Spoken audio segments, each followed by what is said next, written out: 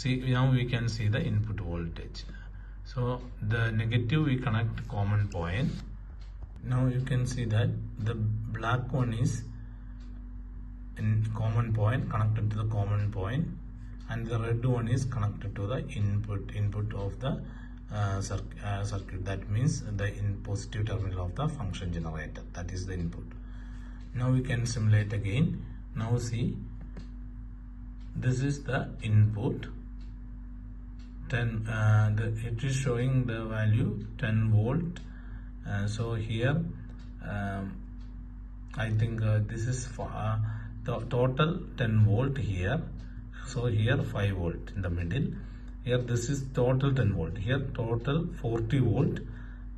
So here for one side is 40 volt.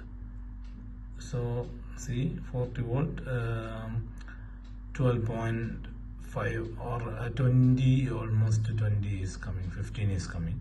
Here also 15 is coming, like that. See, 50, 20, 20.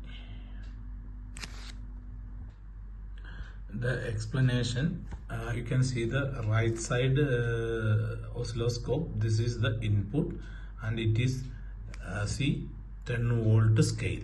It is 10 volt scale. So you can see that is a 5 volt. This is 5 volt. So 5 here. This is a 40 volt scale. So this one direction is 20 volt. So here peak voltage is 5 volt. Here peak voltage is 20 volt. So 20 divided by 5, that is gain is 4. 4 is the gain.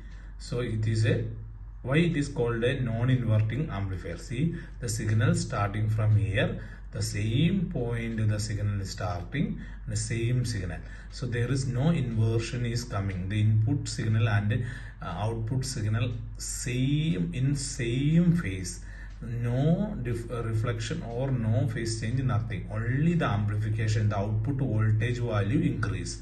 Only there is a amplification. This is called non-inverting amplifier.